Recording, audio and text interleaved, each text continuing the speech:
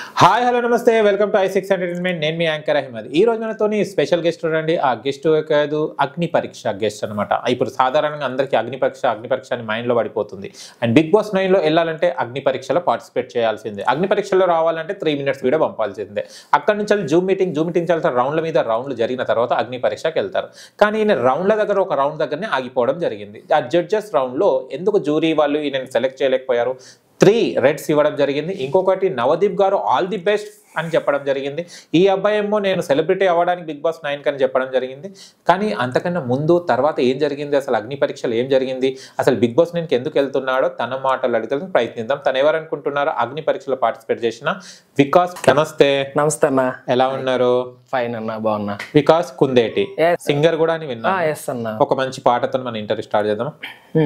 చుక్కల్లారా చూపుల్లారా ఎక్కడమ్మా జాబిలే, మబ్బుల్లారా మంచుల్లారా తప్పుకోండి దారికి, వెళ్ళనివ్వరా వెన్నెలింటికి, వెళ్ళనివ్వరా వెన్నెలింటికి, జో జో లాలే జో జో లాలే, మరి సంధ్యా వేళ ఏ నడిరే ఊయలుగే, నీ దూరమ్మ ఎటు పోతివే, మరి సంధ్యా వేళ ఏ మరి మాపు వేరుదే, నీ దూరమ్మ ఎటు పోతివే, నీ దూరమ్మ ఎటు పోతివే, కునుకమ్మ ఇటు చేరావే, గోధూలి వేలాయే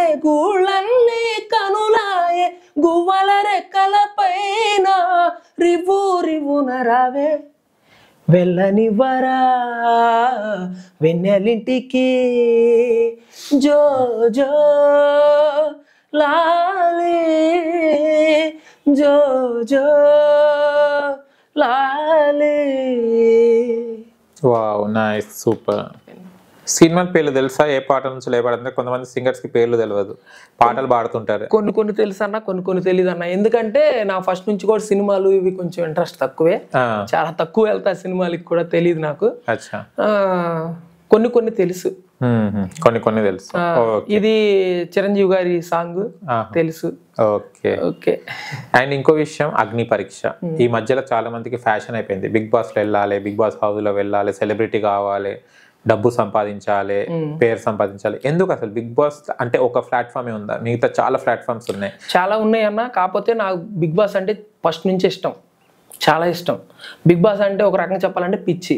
ఎలాగైనా సరే నేను బిగ్ బాస్ హౌస్లోకి వెళ్ళాలి, మంచిగా ఎంటర్టైన్ చేయాలి. గేమ్స్ మస్తుగా పెడుతున్నారు. అలాంటి గేమ్స్ నేను అన్నీ అసలు అవలేలుగా ఆడగలను. మంచిగా నేను అక్కడ పేరు ప్రతిష్టలు సంపాదించుకోవచ్చు. గేమ్స్ అన్నీ ఏ దేంట్లో గివప్ పీకోకుండా నేనంటూ ప్రూవ్ చేసుకోవచ్చు. అదొక ఫ్యాషన్ లా పెట్టుకున్నా. అంత మంచి గొప్ప అవకాశం నాకు వచ్చింది. వచ్చిన దాన్ని ఎలాగైనా నేను సద్వినియోగం చేసుకోవాలి, ఒక రేంజ్కి వెళ్ళాలనుకున్నా.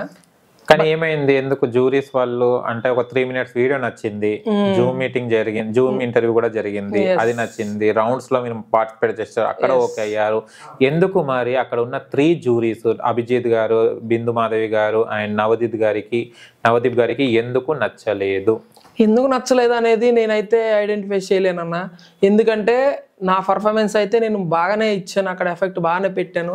స్టార్టింగ్లో స్టార్టింగ్ ఒక 1 minute కొంచెం భయపడ్డాను. ఎందుకంటే గొప్ప వ్యక్తుల మధ్య నేను అక్కడ నుంచొని అంత పెద్ద స్టేజ్ వచ్చి నేను ఒక కామన్ మ్యాన్, ఒక నార్మల్ పర్సన్ ఆ స్టేజ్కి వచ్చేసి అక్కడ నుంచొని నేను పర్ఫార్మెన్స్ చేస్తున్నప్పుడు కొంచెం భయం ఉంటుంది కదా, ఫస్ట్ టైం అది కాక కొంచెం స్టార్టింగ్. తర్వాత అసలు ఎక్కడ గివప్ ఇవ్వలేదు నేను. ఆయన అడిగే క్వశ్చన్స్కి నేను కరెక్ట్గా ఆన్సర్ చెప్పా.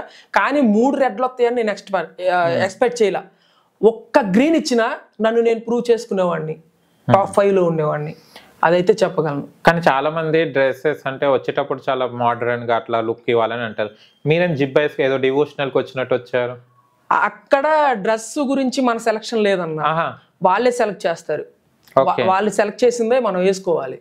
మొత్తం ఫోటోలు పెట్టాను, ఒక 15 జతలు తెచ్చుకోమన్నారు. అది కూడా వాళ్ళు కొన్ని కండిషన్స్ పెట్టున్న బట్టలే తెచ్చుకోవాలి. ఆ బట్టల్లో నేను అక్కడ పెట్టున్నాగా ఒక 15 జతలు కొన్నాను.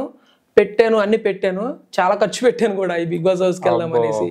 అవన్నీ కొనుక్కున్నాను ఎంతో తిప్పలు పడి. అవన్నీ ఫోటోలు పెట్టిన తర్వాత మేడం గారు అది సెలెక్ట్ చేసి పెట్టారు నాకు, ఈ డ్రెస్ వేసుకో అనేసి.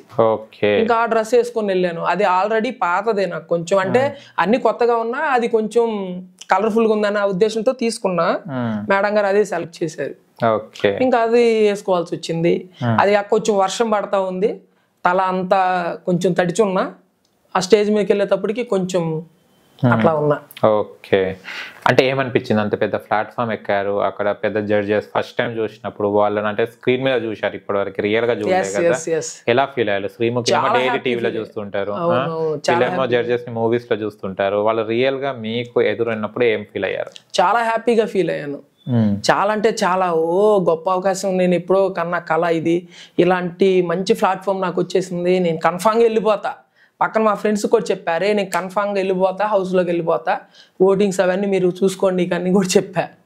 ఇంకా మా వాళ్ళు అందరూ పక్క అంటే వేరే వీడు టాలెంటెడ్, వీడు కన్ఫామ్గా వెళ్తాడు అన్న ఫిక్స్ అయిపోయినారు మా వాళ్ళు కూడా. ఫ్లెక్సీలు వేపియాలి, వీడికి ఓటింగ్ అన్నీ బాగా ఫాలోఅప్ చేసేయాలి అన్న కాన్ఫిడెంట్తో ఉన్నారు.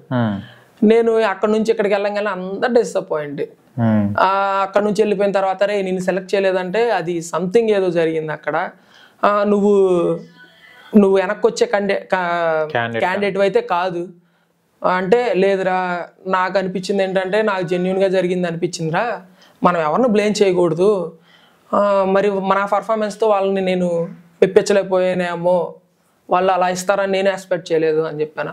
సరే ఓకే, అక్కడ అయిపోయిన తర్వాత అన్నా కానీ అన్న ఎపిసోడ్ అందరివి మంచిగానే వేశారు, నాది చిన్నగా వేశారు, ప్రోమో టైప్ లో వేశారు. అక్కడ కొంచెం బాగా బాధపడ్డాను. ఇంత కష్టపడి ఇంత డబ్బులు ఖర్చు పెట్టుకొని అన్ని బట్టలు కొనుక్కొని అక్కడికి వెళ్ళి సరిగ్గా నిద్ర కూడా ఉండేది కాదు. అక్కడికి వెళ్ళి అంత కష్టపడి ఉంటే చిన్న బిట్ వేసారే, కామన్ మ్యాన్గా నేను అంత దూరం ఇంత స్టఫ్ లేదే నేను వెళ్ళను కదన్న. అక్కడ దాకా వర్తున్న క్యాండిడేట్ని, నాకు ఎలాంటి గేమ్స్ కానీ అలా కూడా ఏం పెట్టలేదు అక్కడ. అక్కడ ఏం మీ చెప్పలే, ఓన్లీ మాటలతోనే అయిపోయింది. 30 minutes దాకా అదే కన్వర్జేషన్. మీరు పోలీస్ ట్రైనింగ్ కూడా తీసుకుంటారు, పోలీస్ కోచింగ్ పోలీస్ కోచింగ్ కూడా తీసుకోవడం జరిగింది కదా, మళ్ళీ ఆ విషయం తెలిసిన తర్వాత కూడా మీకు ఒక ఏదన్నా టాస్క్ ఇవ్వాలి కదా. నేను అదే చెప్పాను, ఇట్లా నాకు ఇట్లా పాయింట్స్ తో నాకు జాబ్ మిస్ అయిందండి అంటే, మరి మళ్ళీ ట్రై చేయండి అది ఇదని కూడా కొంచెం సజెషన్స్ ఇచ్చారు. మరి ఇన్ని సంవత్సరాల నుంచి ఎందుకు మీరు సాధించలేకపోయారు అని అన్నారు. అంటే నేను అన్నాను, నాకున్న ప్రాబ్లమ్స్ అన్ని నేను ఫేస్ చేసుకొని చదువుకోవాలన్నా, ఇక్కడ నేను ఇన్ని సంవత్సరాలు చదివారనేది కాదు, నా పర్ఫార్మెన్స్ అక్కడ సరిగ్గా లేక, ఎగ్జామ్ టైంలో నా కండిషన్ సరిగ్గా లేక, ఇంట్లో పరిస్థితి కొంచెం అమ్మగారికి బాగాక నేను అట్లా పర్ఫార్మెన్స్ చేయలేకపోయా. ఎన్ని సంవత్సరాలు చదివే అన్నది కాదన్నా, అక్కడ 3 గంటల మైండ్ పనిచేసిందా లేదా అనేసి నేను ఇచ్చాను, ఆన్సర్ చేశాను అన్ని. తర్వాత అసలు నువ్వు బిగ్ బాస్ హౌస్లోకి ఎందుకు వెళ్ళాలనుకుంటున్నావు అన్న క్వశ్చన్. ఎవరైనా ఎందుకు వెళ్ళాలనుకుంటారు? ఒక ఫేమ్ సంపాదించుకోవాలి, గొప్ప అవకాశం వచ్చింది, ఎవరు వద్దు అనుకుంటారా అన్న. అంటే శ్రీముఖి గారు అన్నారు, నీకు అవకాశం వచ్చింది కాబట్టి నువ్వు వెళ్తానంటున్నావా అన్నారు. నాలో వర్త్ ఉంది, నేను ఆల్రౌండర్, నేను స్టాండర్డ్గా ఉన్న పర్సన్, నేను physically strong, mentally strong madam, అందుకే నేను ఇక్కడ దాకా వచ్చాను అని చెప్పాను.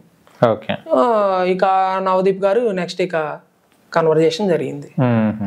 ఒక్కటైతే నీకు రిలీజ్ చేశారు, సెలబ్రిటీ అనగానే all the best come on go అన్నాడు. ఒకటి ఏంటంటే అక్కడ అడిగిన క్వశ్చన్ వేరు, అక్కడ ప్రోమోలో చెప్పిన ఆన్సర్ వేరు, నా ఆన్సర్ వేరే. ఈ రెండు జంబ్లింగ్ చేసి అక్కడ ఇక్కడ వేసారు ప్రోమో. ఎలా అనిపించాను? జ్యూరీస్ కాకుండా ఇప్పుడు వాళ్ళు హీరోలు, వాళ్ళు ఒక ఫేమ్ లో ఉన్నారు కాబట్టి మిమ్మల్ని అట్లా ట్రీట్ చేశారా? ఒకవేళ మీ ప్లేస్ అంటే మీకు జడ్జిగా చేయడానికి అక్కడ ఎవరుంటే బాగుండే అనిపించింది మీకు? అక్కడ నేనేమనుకున్నా అంటేనా, ఓకే నవదీప్ గారి ప్లేస్ లో శివాజీ గారు ఉంటే బాగుండేదామని అనిపించింది నాకు.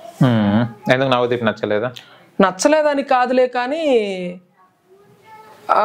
ఏదో కొంచెం మిస్ అయిందేమో అనిపించింది. అంటే నవదీప్ అన్న నవదీప్ గారు గ్రీన్ ఇవ్వకుండా మిగతా వాళ్ళు అన్న రెడ్ ఇచ్చినా, ఇప్పుడు ఇచ్చినా అది ఉండేది కదా, నవదీప్ ఒకటే కాకుండా. నేను యాక్చువల్ గా ఇంతసేపు కన్వర్జేషన్ జరిగినప్పుడు నవదీప్ అన్న నాకు రెడ్ ఇస్తాడని నేను ఎక్స్పెక్ట్ చేయలేదు. ఇంకా అభిజిత్ అన్న కూడా మంచిగా నువ్వు ఎన్ని స్ట్రగుల్స్ ఫేస్ చేసావు అట్లా ఇది అనేసరికి నేనేమనుకున్నా, గ్రీన్ ఇస్తారనుకున్నా. తను గ్రీన్ ఇవ్వలేదు. అసలు బిందు మాధవ్ మేడం అయితే ఊరికే ఏదో 2 మాటలు రెడ్ ఇచ్చేసేసారు. ఓకే. ఇంకా నేను అంతసేపు 30 minutes మాట్లాడి ప్రయోజనం ఉండి అనిపించింది.